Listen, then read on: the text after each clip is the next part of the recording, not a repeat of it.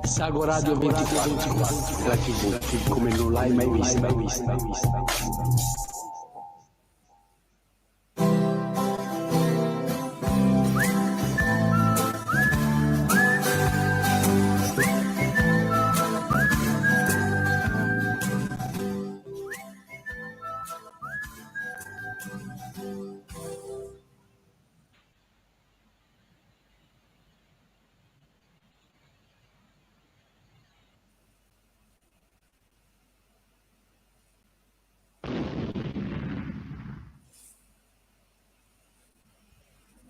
Buonasera cari amici ed eccoci ad una nuova puntata del Salotto Letterario. Insieme a me naturalmente Andrea Insedini e i nostri due ospiti.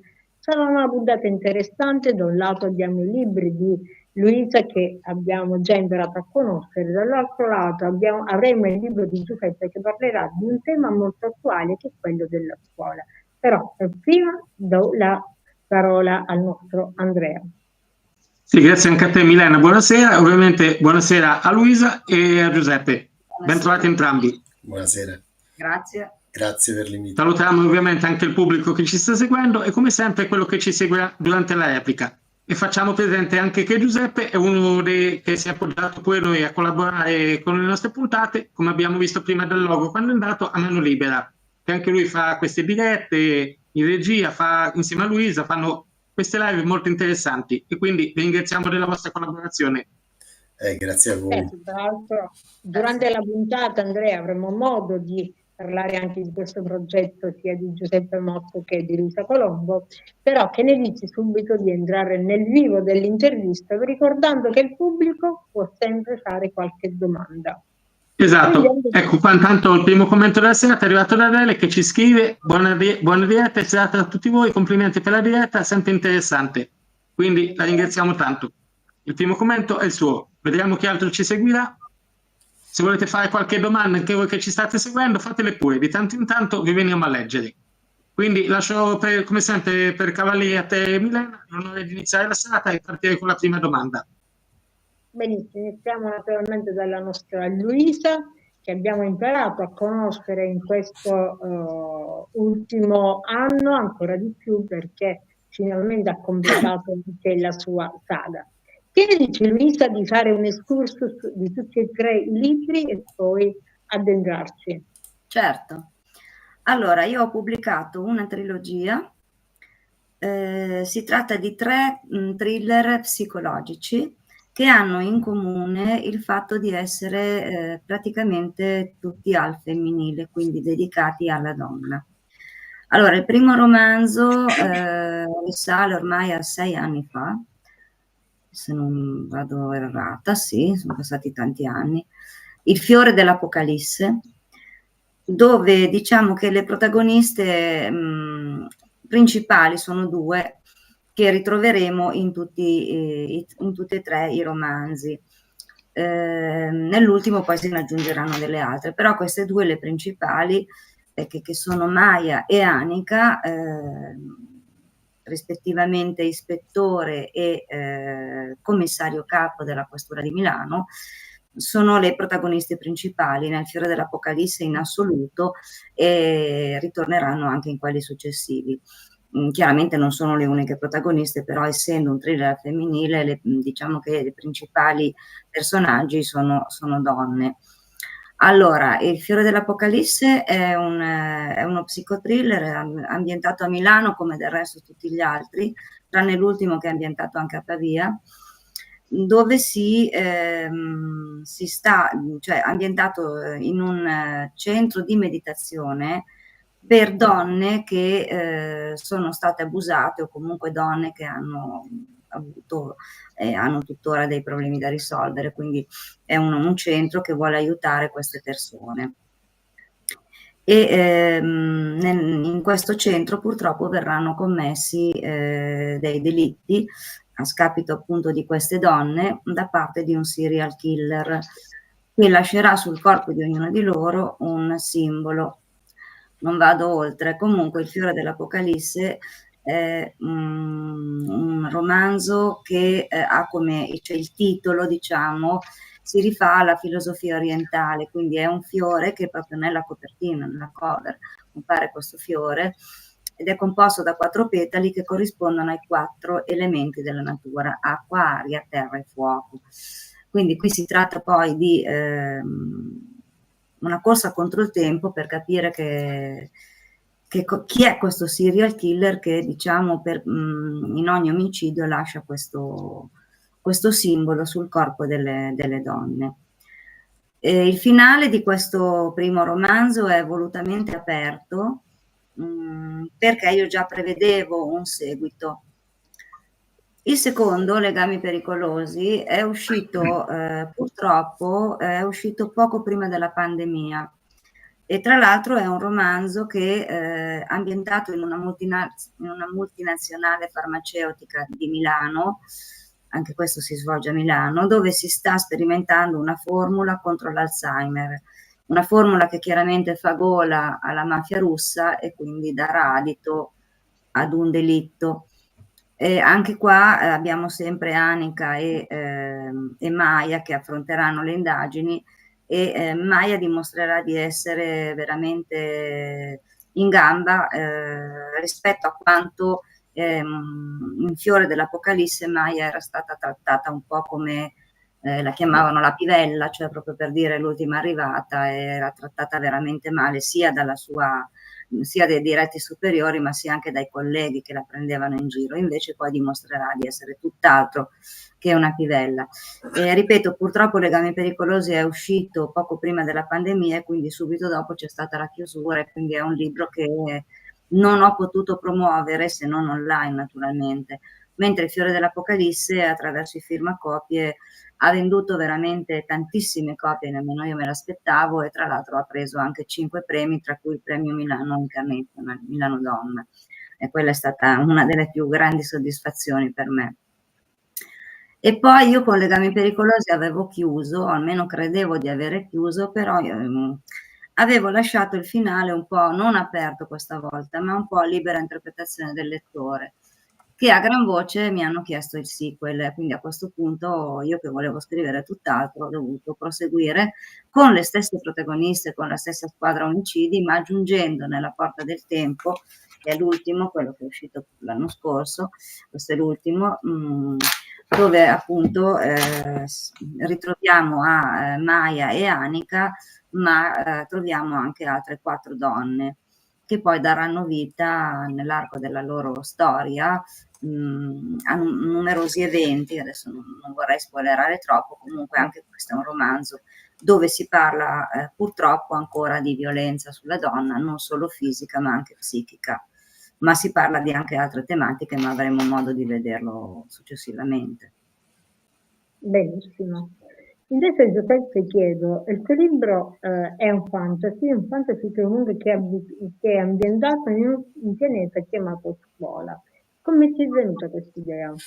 No, in verità non è un fantasy, è un saggio, solo che inizia con una cornice fantasy, quindi poi c'è stato un problema tecnico con l'editore, che invece di mettere insomma una presentazione insomma che facesse comprendere il contenuto del libro, è partito insomma col primo pezzo, che è questa cornice fantasy. Quindi c'è sempre questo equivoco, cioè io mi appoggio a una cornice fantasy per portare avanti una teoria, cioè la cornice fantasy racconta di un pianeta a scuola invaso da alieni che chiamo saturniani, e che in effetti la invadono mentre gli abitanti di questo paese, che poi sono anche gli insegnanti, tra virgolette, di questo pianeta, che sono anche gli insegnanti, dormono e non si accorgono di questa invasione.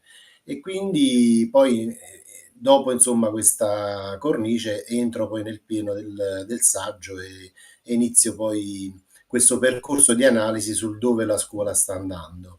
Il nome è Guerre spaziali, perché il libro si chiama Guerre spaziali sul pianeta scuola. Questo qui. In effetti il termine guerre spaziali è un termine di Bauman, che dice che la globalizzazione ha minato la coesione sociale ed è andata anche a rompere l'identità delle istituzioni che solitamente dovrebbero essere a tutela delle persone del territorio. E quindi noi, anche partendo da alcune teorie di sociologi importanti, io sono sociologo e quindi più che scrittore mi ritengo un saggista, insomma.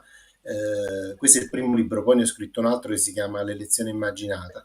E in generale cerco di analizzare ciò che succede nel mondo anche attraverso come ce lo presentano i media, perché in effetti molte cose, se non tutte, molte cose ci vengono raccontate in televisione vengono spesso manipolate, cambiate, probabilmente anche alcune guerre che ci hanno narrato non sono mai esistite, sono state, tra virgolette, affrontate nei laboratori. Parlo per esempio della prima guerra del Golfo negli anni 80-90, insomma, sono state costruite attraverso montaggi fotografici in laboratorio e poi messi sui nostri giornali.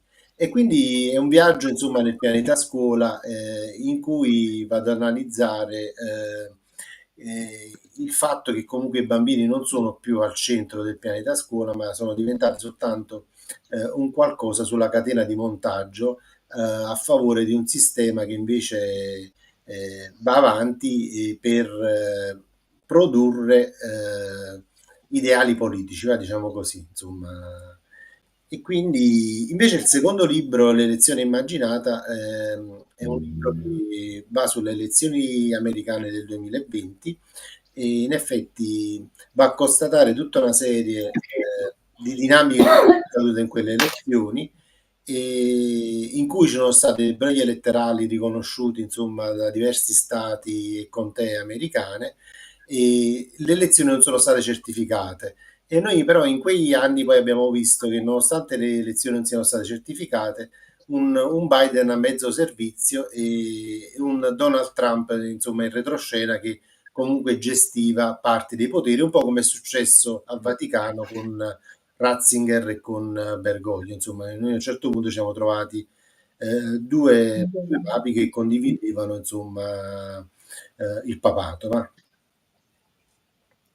Giuseppe, vorrei chiederti, tu hai detto che sei un sociologo e che la scuola comunque oggi, a differenza di ieri, anche se secondo me, a parte il modello scolastico non è mai cambiato, si creano uomini e donne in serie, nel senso che forgiano i ragazzi di vendere le proprie attitudini, se devono essere operai, se devono essere medici, se devono essere ingegneri e così via.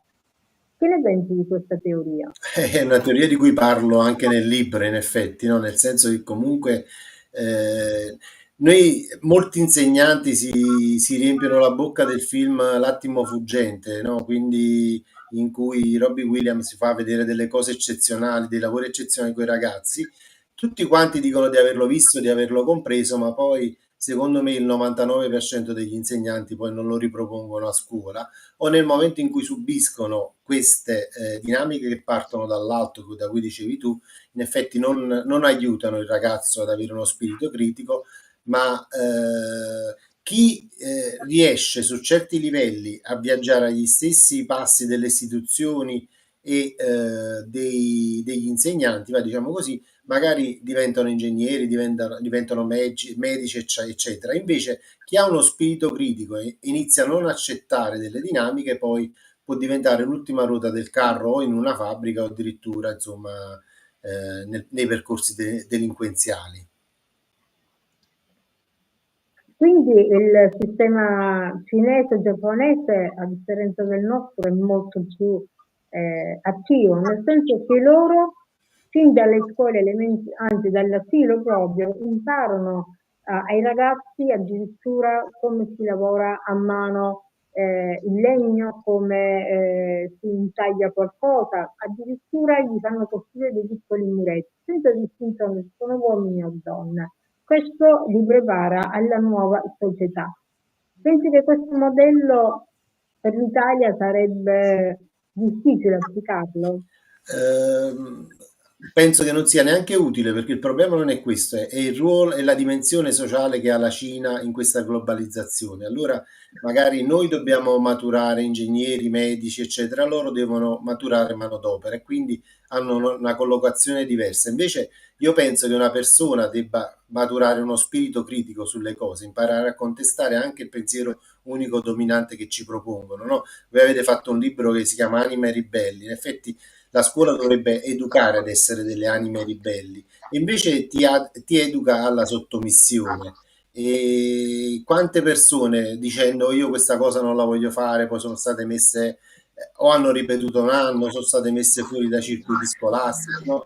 Io questo libro non nasce solo come educatore, cioè non solo nasce solo come sociologo, io sono educatore da 30 anni e sto nelle supplenze a scuola, ho lavorato con maestri di strada e quindi in 30 anni ho visto tantissime cose. Però quello che mi ha portato poi a scrivere il libro, perché in effetti io ho lavorato anche in comunità per minori, sono stata una struttura per ragazze abusate e quindi sono stato operatore di strada e quindi ho lavorato in quartieri difficili di Napoli come Scampia, come Poggioreale, in scuole difficili. E gli insegnanti prima di tutto arrivano poco preparati, ma l'istituzione scuola o l'istituzione governo non è interessata a preparare insegnanti, è interessata soltanto affinché il sistema vada male, perché se no la manodopera, no, come dicevo prima, non c'è. Cioè, comunque le mafie hanno bisogno di manodopera, hanno bisogno di persone che vengono espulse dal sistema per contribuire poi a creare quella dimensione di illeciti. E quindi il problema però è che ognuno di noi dovrebbe iniziare un risveglio e capire che tutto quello... Io prima del 2020 pensavo che comunque il sistema non funzionava perché c'erano delle persone che erano messe al posto sbagliato e quindi ragionavano male, no? Per esempio un ministro italiano, eccetera. Invece dopo il 2020 ho capito che la dinamica è che loro il sistema lo vogliono così e quindi l'Italia ha quella funzione sociale lì, è mondiale, globale, la Cina ha quella dimensione lì e deve produrre manodopera, ma parlo per esempio anche della questione dei dazi che stanno emergendo tantissimo ultimamente, no? Ci troviamo in delle dinamiche particolari in cui l'Europa vuole entrare in guerra contro la Russia, eccetera, ci vanno a scandalizzare i dazi di Trump, no? Quando poi in effetti un dazio che cos'è? Cioè, nelle importazioni delle merci americane lui metterà dei sovraccosti sul parmigiano, su tutta una serie di cose che noi esportiamo lì. Qualcuno ha detto per esempio che dopo questi dazi le nostre medicine costeranno di più, invece non è così perché quella non è esportazione ma è importazione. La questione dei dazi è importante perché noi abbiamo sempre parlato di delocalizzazione del lavoro oppure di esternalizzazione del lavoro, che sono stati il vero dramma italiano in questi ultimi anni, perché molte fabbriche hanno chiuso e sono andate poi a produrre all'estero. Cioè abbiamo visto per esempio, noi abbiamo qui una fabbrica qui vicino che vabbè non faccio il nome però fabbricava frigoriferi a Viargine. Dopo tanti investimenti per costruire comunque la fabbrica stessa, poi hanno calcolato che con 10 anni di investimento per esempio in Romania avrebbero guadagnato molto di più perché il costo del lavoro è più basso. Il dazio invece che cosa permette? Permette che comunque anche in posti dove il lavoro, il costo del lavoro, perché in Romania per esempio se a noi un operaio costa sui 1.500-2.000 euro, in Romania viene a costare sui 150 euro al mese e quindi in effetti tolte le spese delle materie prime in effetti viene tipo 1.400 meno a lavoratore. I dazi vanno a compensare questa differenza perché noi siamo entrati in Europa con un handicap, cioè chi doveva entrare in Europa poi doveva adeguare i propri stipendi a quelli delle altre nazioni europee. Invece noi abbiamo dato la possibilità a nazioni come la Romania di entrare invece con salari proprio miseri. Io sono stato anche cooperatore internazionale in Romania e quindi so che livelli di sofferenza hanno, quanto guadagnano. Prendiamo per esempio, tu hai parlato della Cina, il Bangladesh guadagnano 10-20 dollari al mese le famiglie e allora i dazi servono a a scoraggiare le imprese italiane per esempio che vanno in Romania per guadagnare, perché qualora vanno a rivendere altrove poi hanno questa sovrattassa che non gli permette poi di fare quelle previsioni a lungo termine su cui loro ritrovano un guadagno. Spero di essere stato chiaro, perché il meccanismo... Certo, ma tra l'altro sappiamo nel mercato molti marchi importanti che noi abbiamo in Italia sono andati all'estero a creare la linea e poi riportati con l'etichetta italiana. Brava, Però brava. se si guarda poi dall'interno troviamo dove sono nate. Andrea, a te la parola per proseguire. Sì, nel frattempo salutiamo chi ci ha scritto poi subito dopo. Abbiamo Anna Valenti che ci ha mandato i saluti, Franco Signorini e Rosanna Antola e Michi Minini, poi subito dopo Vanessa Boccadamo e Maria Calienda. C'è Michi che ha fatto un'osservazione, eccola qua, la mettiamo di nuovo, che è un po' lunga, così la leggiamo. Io sono testarda, sono stata bocciata e non ho più continuato quella scuola, ne ho fatta un'altra. Finita e poi ho ripreso quella che avevo abbandonato. Tutto questo è capitato perché un prof mi aveva imposto che io l'anno dopo dovevo rifare quella scuola. Non mi sono ribellato e l'ho finita dopo 4 anni. Poi abbiamo l'altro commento di Franco Signorini, eccolo qui. La scuola di oggi riflette il futuro di una società, di una prospettiva che vela una certa incertezza per il nostro paese. Spero vivamente che il futuro crei uno spazio ingente per i giovani laureati, i quali purtroppo in molti casi sono costretti ad andare all'estero che dona a loro più certezze. Poi abbiamo Miki che fa una domanda che sicuramente sarà rivolta a te, penso. Di chi è la colpa? Degli imprenditori che portano tutto all'estero? E poi scrive sempre Miki: e se tu fossi un imprenditore cosa faresti? Allora, la colpa secondo me è sempre dello Stato, cioè anche quando si parla di femminicidio, io definirei il femminicidio uno staticidio, perché in effetti c'è sempre uno Stato che lavora male, cioè lo vediamo nel fatto che comunque la sanità viene tagliata, la scuola viene tagliata, cioè tutte le cose che sono asset importanti per la crescita della popolazione, dei nostri adolescenti, eccetera, vengono continuamente tagliati. Io penso che l'ottica, allora noi spesso ci appoggiamo ai luoghi comuni per portare a un pensiero unico dominante, no? Allora, quando la politica sbaglia, per esempio, uno dei luoghi comuni che usiamo è non facciamo di tutto un'erba un fascio. Invece, secondo me, la risposta poi a chi ha scritto il messaggio prima è cosa fare, è iniziare a fare di tutto un'erba un fascio, perché tutto ciò che avviene è voluto dall'alto, non come un qualcosa di disfunzionale, ma come un qualcosa di funzionale che ci vuole portare ad altro, non ci vuole portare a crescere socialmente, a crescere come popolazione e a crescere come mondo globale. Cioè, non è giusto che la Cina, per esempio, sia schiavizzata, no? Cioè, noi in effetti con questa manovra praticamente noi deleghiamo tutti i lavori in cui si perde la vita, si rischia la vita, in posti del sud del mondo, no? Parliamo per esempio dei telefonini, come si chiama, dei metalli rari. Questi vengono estratti, siccome sono molto cancerogeni, no? La lavorazione di queste cose vengono estratti in posti in cui la gente non ha nessuna tutela lavorativa e muore a 30 anni, a 20 anni, perché comunque raccoglie questi minerali che fanno male poi ai polmoni, eccetera. Se io fossi un imprenditore, il problema, torno poi alla domanda, il problema è che da alcuni documenti che sono emersi, eccetera, le varie nazioni sono governate da corporation. Infatti in Italia sono venute per esempio persone come Schwab, che del World Economic Forum, è venuto lo stesso padrone di Facebook, no? E l'Italia ha dovuto rendere conto a queste corporation su cosa stava facendo, ma è chiarissimo perché queste, se andiamo a vedere il PIL nazionale, andiamo a vedere il PIL di queste aziende, lo hanno 20 volte quello dell'Italia. Ma non c'è solo questo meccanismo, ce ne sono altri. Allora io penso che l'unica via sia quella di, di fare tutta un'erba un fascio e di capire dove ci vogliono mandare. E quindi poi se siamo insegnanti, se siamo sanitari, cioè qualsiasi cosa siamo, iniziamo a comprendere questo meccanismo, perché le società si creano su due movimenti, cioè i movimenti che dall'alto cadono verso il basso e poi ci sono le risposte dal basso. Le risposte dal basso siamo noi. Cioè, c'è per esempio l'esempio dei nazisti, no? Cioè, vabbè, ma quelli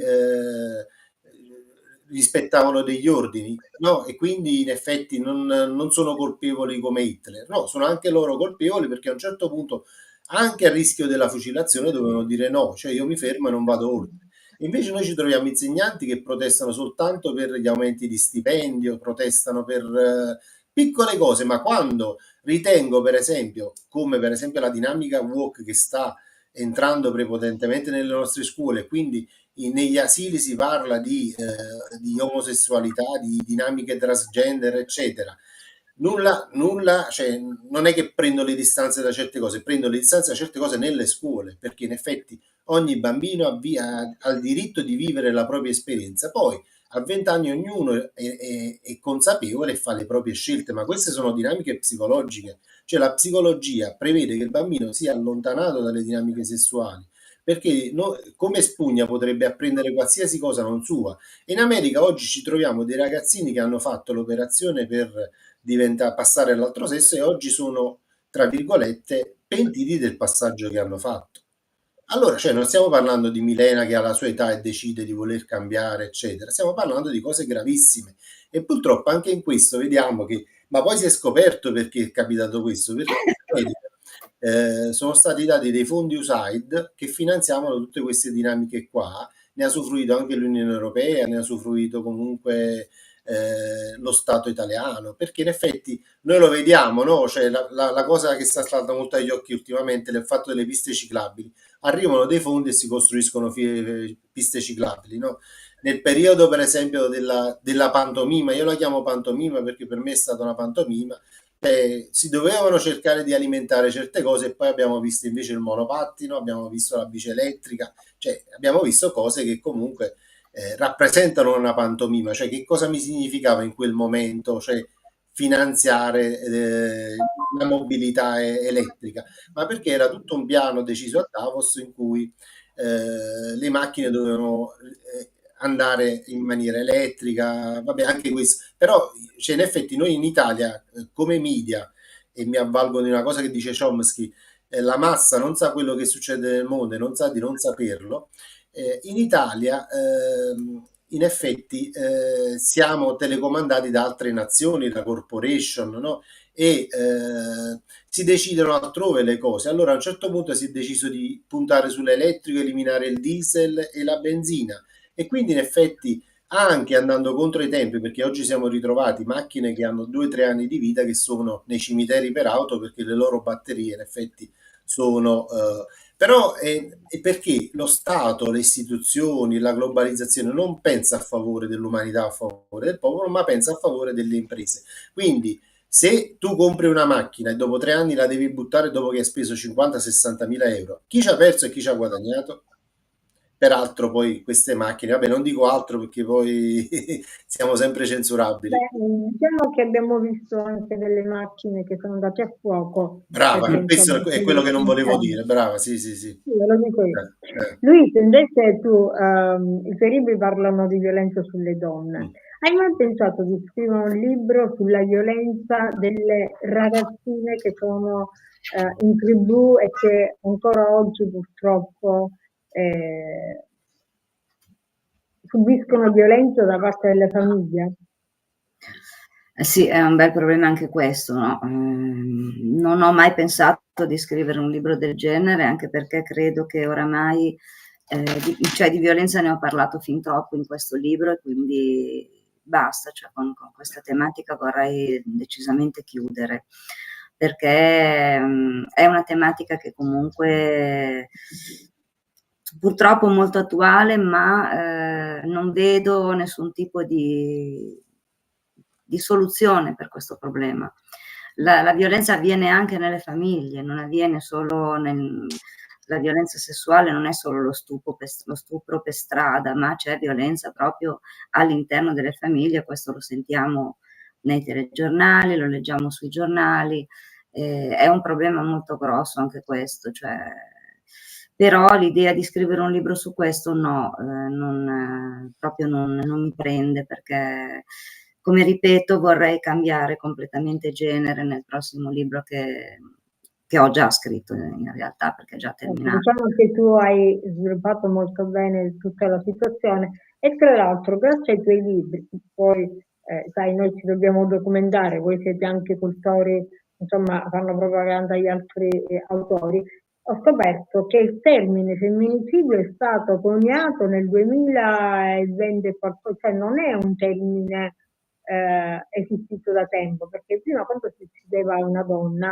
era genocidio. Quindi anche qua un po' la lingua cambia. Sì, certo, la lingua cambia, però non cambia, cioè il fatto di chiamarlo femminicidio piuttosto che in un altro modo, resta il fatto che la violenza sulle donne è un problema che non vede nessuno spiraglio, almeno secondo me, forse io sono un po' pessimista, ma vedo che diciamo che fanno le leggi, ma fanno delle leggi che fanno ridere. Il braccialetto, ad esempio, il braccialetto sì, non serve a niente.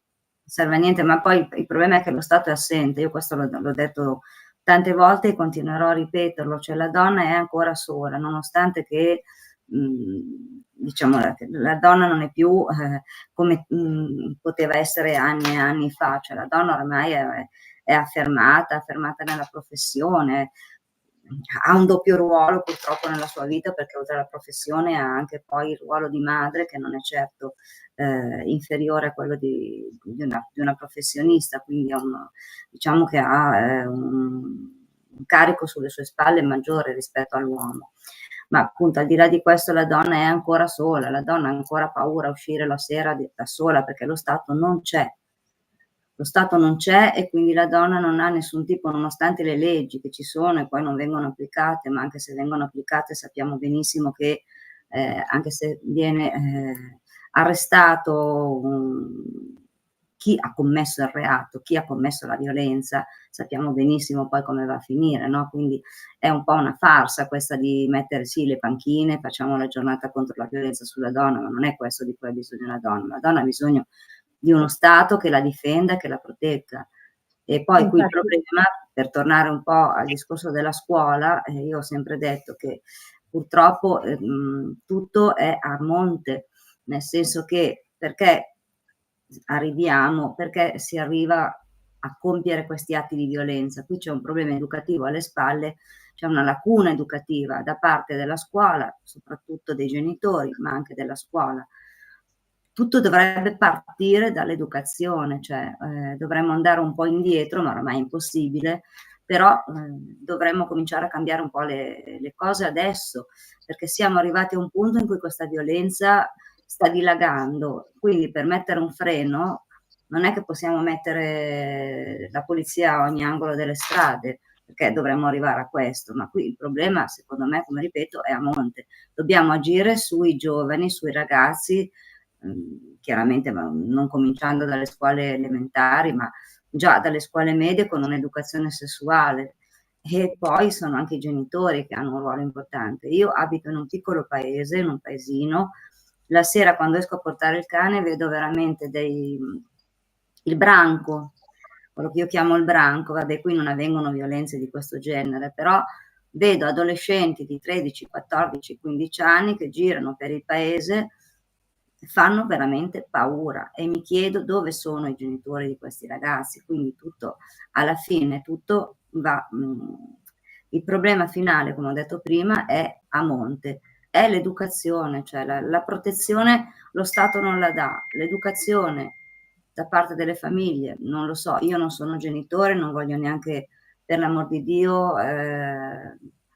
giudicare, non è neanche il termine giusto, mi rendo conto che essere genitori è difficile, però come fai a startene tranquillo a casa quando sai che tuo figlio a 13-14 anni è in giro con una band, chiamiamola così, o branco come lo chiamo io, che schiamazza per le strade e può succedere di tutto perché poi gira droga, perché almeno qui in un paesino come il mio, cioè, non so immaginare cosa possa succedere in una metropoli come Milano, Torino o altre metropoli. Certo, Luisa, prima noi, la nostra generazione aveva il coprifuoco, oggi un ragazzino di 12 anni lo vedi per strada anche a luna di notte e onestamente se lo vai a rimproverare sei un genitore despota, quindi insomma forse avete ragione entrambi nel dire dovremmo fare un passo indietro e cercare di ritornare ai vecchi valori. La famiglia deve fare il suo, rimettere gli orari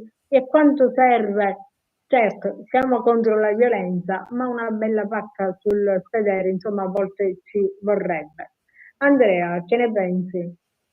Sì, infatti, perché anche manca poi soprattutto il dialogo, tutti di fretta, tutti che non si fermano mai, dopo purtroppo capitano queste cose e ci si perdono tante diciamo, cose, tanti problemi che si dovrebbero affrontare e purtroppo non vengono affrontati come si deve. Io penso in breve questo.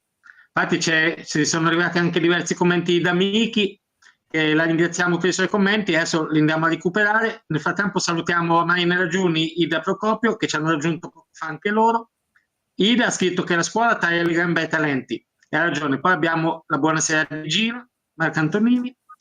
Eccolo qua, Miki scrive: nelle scuole superiori istruire e parlare. Io non lo vedo che si parli di autorità a confronto. E sempre Miki scrive: c'è sempre stato, ma una volta non c'erano i social e c'era la vergogna da chi le riceveva. Un altro commento di Miki: la donna ha bisogno di protezione H24, i bambini bisogna educarli per la parità dall'asilo. Rosanna che ci scrive: i genitori scaricano sugli insegnanti. E sempre Miki scrive: bisogna avere le regole fisse, la mia la conosce bene l'educazione e il rispetto.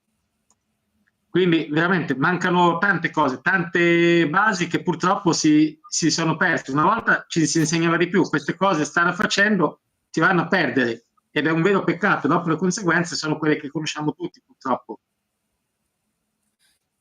Non c'è più rispetto poi tra l'altro tra adolescenti pure. Quante se ne sentono oggigiorno in televisione con tutto quello che capita? Certo, Andrea. Hai una domanda per Luisa? Sì, una domanda per Luisa, ritornando sul libro proprio, visto che appunto è qui per presentare appunto quest'altro libro proprio, se ci vuoi accennare un po' di Meghan e Ambra, queste due ragazze, chi sono? Meghan e Ambra. Allora, Meghan e Ambra sono due protagoniste della Porta del Tempo, che si aggiungono alle altre. Sono due ragazze che hanno vissuto un'infanzia, una parte dell'adolescenza insieme, due amiche per la pelle, con delle caratteristiche completamente opposte. Allora, Meghan è una ragazza e poi una donna naturalmente, solare, piena di vita, una bella ragazza che è anche sempre attorniata da spasimanti, cosa che fa soffrire Ambra, che al contrario invece è piena di complessi anche per il suo corpo, e perché in realtà è proprio l'opposto di Meghan, è molto chiusa, è piena di problemi, è molto timida, riservata e soprattutto ha una gran paura di rimanere sola, quindi lei si attacca a Meghan come a una stampella, cioè diventa la sua metà della mela. E questa amicizia è un'amicizia che non si scioglierà mai, sarà intervallata da momenti di distacco, perché a un certo punto Meghan se ne andrà negli States, lasciandola in uno stato veramente catatonico, perché Ambra senza Meghan si sente persa, quindi le manca la sua amica, ma le manca proprio la sua stampella. E questo succederà ancora dopo parecchi anni, quando lei la ritroverà, finalmente la ritroverà dopo parecchi anni. Succederà un'altra volta che Meghan se ne andrà in Pakistan e qui Ambra cadrà in un momento di cupa depressione, proprio perché Meghan per lei è importante, perché è la sua confidente, è il suo sostegno. Oltretutto Ambra vive una situazione veramente molto molto difficile, molto complessa, perché vive con un uomo, con un compagno violento, un compagno dispotico che la tiene praticamente sotto chiave, che la obbliga a fare quello che lui vuole. Lui è un borderline, una persona malata, perché comunque nel mio libro si parla anche di problematiche di questo genere, di depressione, comunque di malattie della psiche, e lei si ritrova a dover gestire questa situazione, a dover vivere praticamente come se lei non fosse nulla, come se fosse un nulla, perché deve fare tutto quello che lui vuole e da lui viene anche purtroppo violentata fisicamente e anche non solo fisicamente.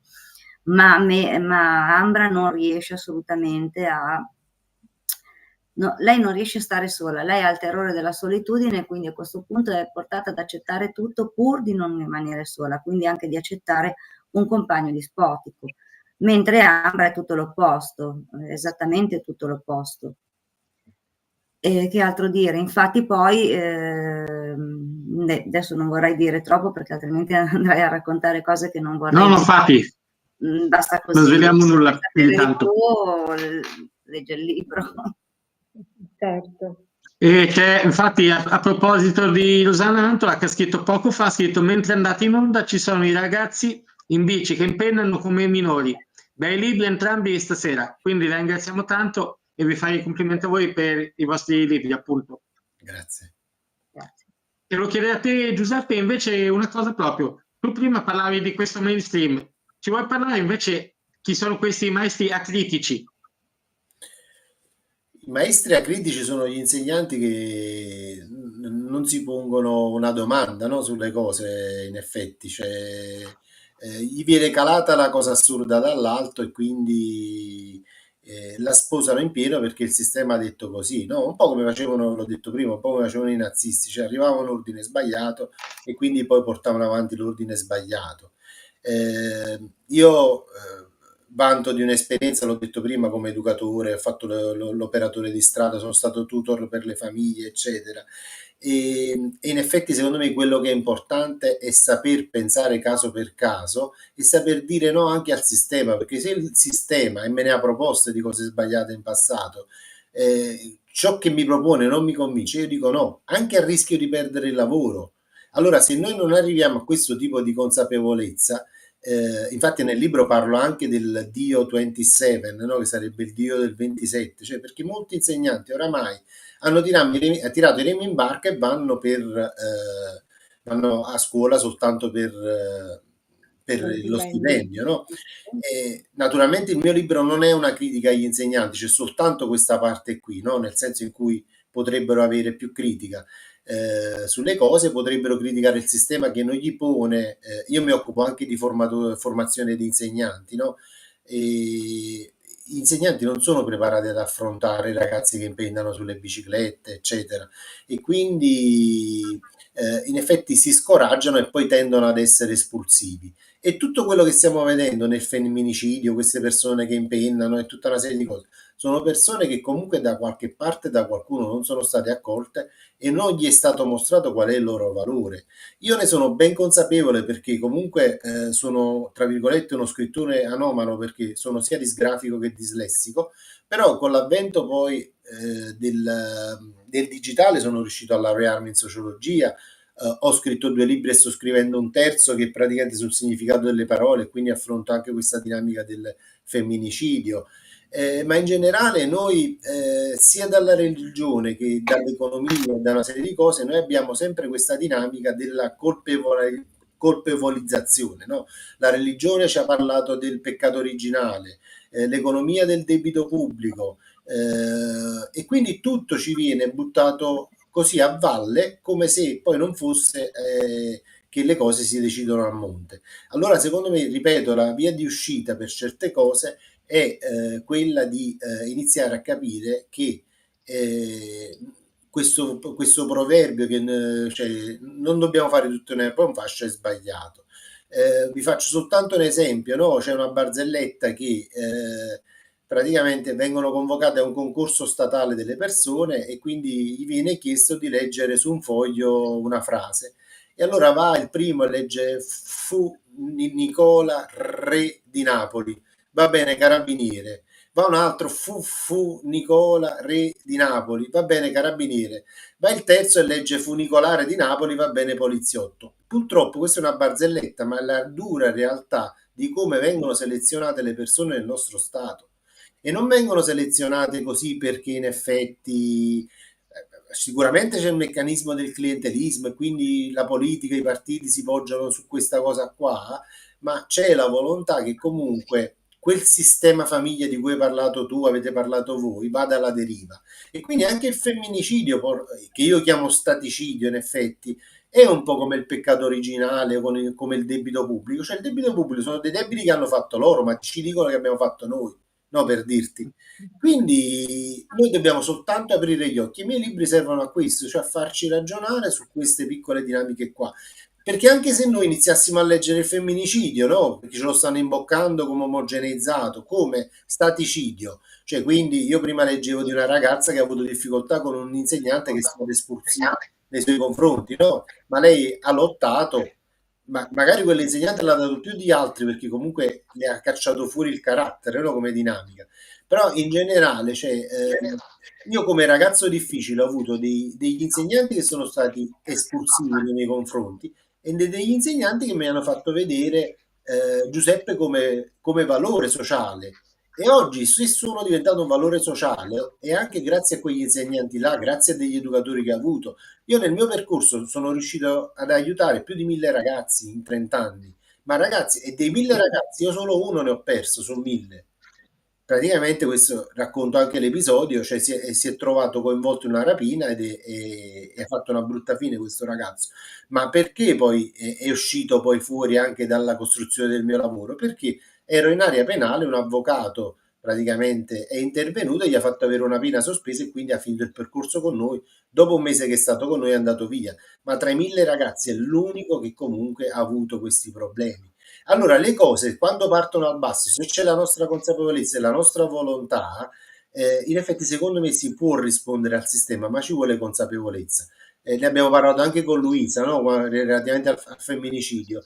Da un lato lo Stato pitta le panchine di rosso e da un lato taglia fondi alle scuole, taglia fondi agli oratori, taglia fondi alla sanità. Cioè io ho lavorato come tutor nelle famiglie, ci sono delle famiglie che se il papà è poco intelligente, la mamma è poco intelligente, ci vuole un tutor in quella famiglia per far crescere bene un figlio, no, in autonomia. Ma loro sono servizi che volontariamente tagliano, cioè, però poi si parla di 800 miliardi da dare all'Europa per finanziare questa guerra contro, io lo definisco Hulk rosso, perché la Russia è molto più forte degli Stati Uniti, è molto più perché in questi anni, mentre gli Stati Uniti si mangiavano i soldi in corporation, loro hanno investito in armi, cioè hanno delle armi che sono super potenti. Allora, un giorno il mainstream ci dice che i russi praticamente scendono in piazza cioè scendono nel Donbass e combattono con le pale e il giorno dopo poi ci chiedono 800 miliardi per armarci in maniera adeguata rispetto ai loro armamenti. Però poi alcuni diavoli l'ha fatti anche Travaglia, ha detto noi per arrivare a dove sta la Russia mo ci vorrebbero 20 anni, ma fra 20 anni loro dove stanno? Allora io dico, cioè, tiriamo veramente le somme e andiamo a finanziare quello che serve, cioè finanziamo anche la sanità comunque sta avendo un rinnovamento sbagliato legato alle case farmaceutiche e in ogni posto praticamente la persona non è più al centro ma è il sistema che è al centro. Questa è la mia denuncia nei libri. Ok, e per che pubblico più o meno potrebbe essere indicato questi i libri di entrambi, sia il tuo Luisa e anche il tuo Giuseppe? Vai Luisa, vai. Date le tematiche trattate, poi sì, lo diciamo, molto attuali. Ma allora, certamente, vabbè, il mio libro credo sia trasversale, nel senso che può essere letto da tutti, vabbè, a partire naturalmente da una certa età, chiaramente non da un bambino, però trattando tematiche così attuali che non sono solo la violenza, ma io ho trattato anche altre tematiche, ho accennato qualcosa prima, la depressione, il suicidio e l'integralismo islamico, che è un altro problema della nostra società, e i rischi del web, quindi ho parlato anche di questo, per cui essendo diciamo così attuale non vedo limitazioni nel pubblico, ha un target abbastanza trasversale secondo me. Ok, e il tuo Giuseppe invece? Secondo me è un libro che può leggere chiunque, insomma, però naturalmente se si è genitori, se si è insegnanti, se si è educatori, ma anche se sei un ministro dell'istruzione, insomma, e non sei convinto di quello che stai vivendo, perché diceva qualcuno che probabilmente i nostri ministri non sono stati un giorno a scuola per capire come funziona, i ministri insomma, dell'istruzione non sono stati un giorno a scuola per capire come funziona una scuola, no? E quindi è indicato, ma perché in effetti ci sono anche molte pagine che vanno sul decondizionamento, cioè noi siamo molto condizionati. Vi racconto un piccolo episodio sul come siamo condizionati. Io quando lavoravo con le ragazze abusate in comunità, cioè queste erano state abusate dai genitori, cioè dai parenti, dal papà, no?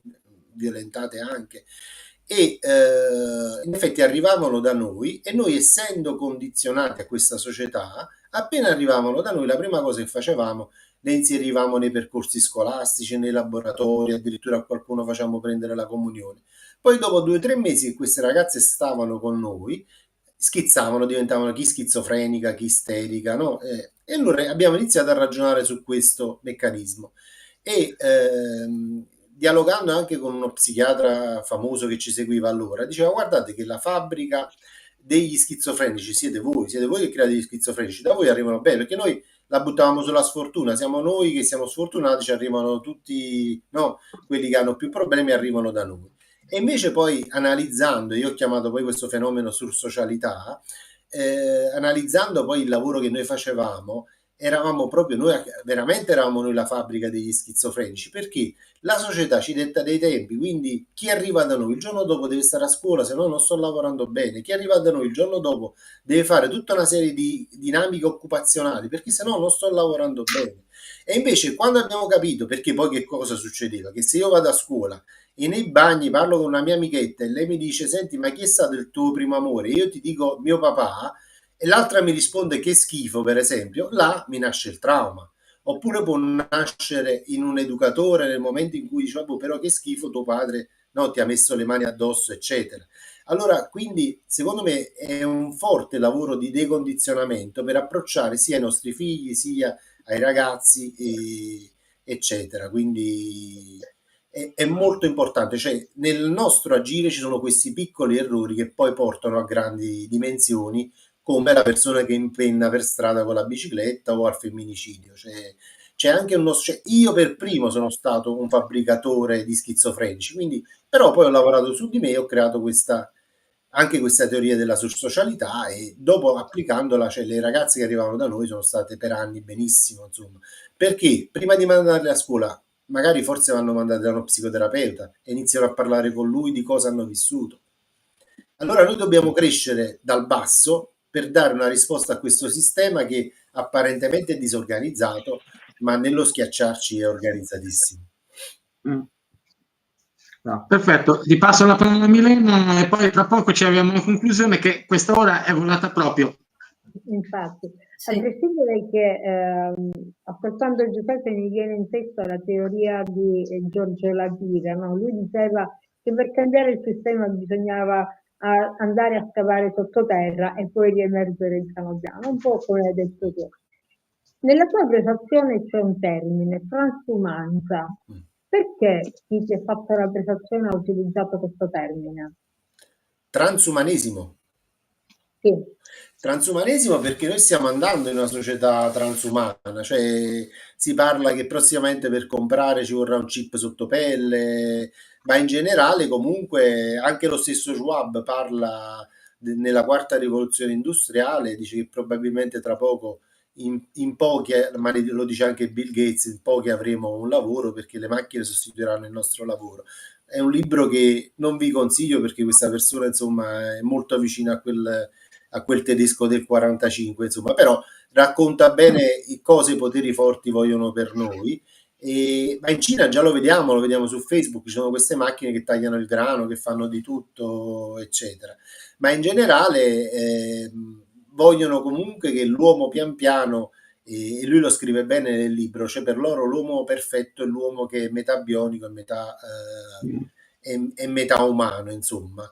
E magari forse delle parti umane non rimarrà l'animo, non rimarrà, ma queste che sembrano cose complottistiche, che io poi definisco da complottologo, non da complottista, sono cose vere che ha scritto nel suo libro una persona che comanda il mondo, perché è ai livelli di Bill Gates questo Schwab del World Economic Forum di Davos, e quindi perciò transumanesimo. E anche questa è una consapevolezza che noi dobbiamo prendere, perché in effetti anche oggi l'idea del chip sotto pelle per comprare può allettare tante persone, no? Vediamo questi video di queste persone che passano col pollice e comprano col pollice, ma poi fino a che punto è un valore questo, o è un qualcosa che stiamo perdendo?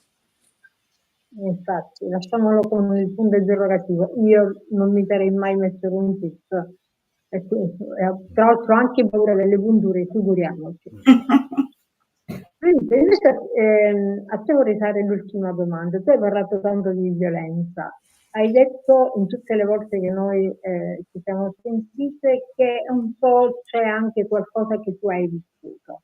Con la tua nuova scrittura, quella parte di Luisa si è saziata, ne ha parlato tanto che adesso è libera. No, scusa, non ho capito bene la domanda, cioè io... Tu hai parlato nei tuoi libri che c'è qualcosina di te, Sì. del tuo vissuto. Sì. Nell'ultima intervista mi hai detto che scriverai un altro genere di narrativa, scriverai dei racconti. Quindi Luisa, di quei libri che parla di violenza, si è saziata, finalmente ha trovato quello che cercava? Ma direi di sì, direi proprio di sì. Cioè è stata un'esperienza che mi ha anche un po' cambiata.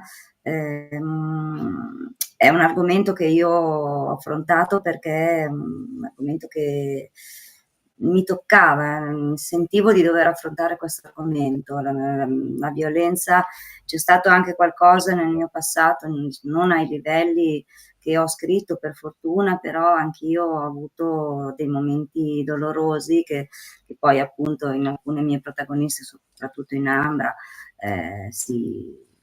insomma, si capisce che c'è qualcosa di autobiografico, che in Ambra c'è qualcosa di me. Per cui direi che in questo modo ho un po' fatto i conti col mio passato e sono soddisfatta insomma di questa trilogia che ha affrontato questo tipo di tematica abbastanza difficile anche da affrontare, insomma, è difficile anche per chi legge, perché comunque io credo che allora la lettura è un momento di evasione, ma è anche un momento di consapevolezza. Diciamo che nei miei libri più che di evasione si parla proprio di consapevolezza. Io come messaggio proprio ai miei lettori ho voluto dare proprio questo, la consapevolezza di quello che sta succedendo nella società, di quello che è la violenza sulla donna. Però ecco, adesso ho fatto il pieno di questo, e quindi passando a un altro romanzo che ho appena terminato proprio ieri sera, non ci sarà più nulla di autobiografico e non ci sarà più nessuna tematica che riguarda per fortuna la violenza. Sarà sempre, diciamo, come avevo già detto, un romanzo comunque di introspezione psicologica, ma di tutt'altro genere, di tutt'altra natura. Benissimo. Andrea, ormai siamo... Ok, visto che siamo quasi in conclusione, mancano pochi istanti, se ci volete dire un po' dove possono contattare voi, se qualcuno volesse, diciamo, chiedervi il libro di persona, dove si può trovare soprattutto il libro e se avete qualche progetto futuro in...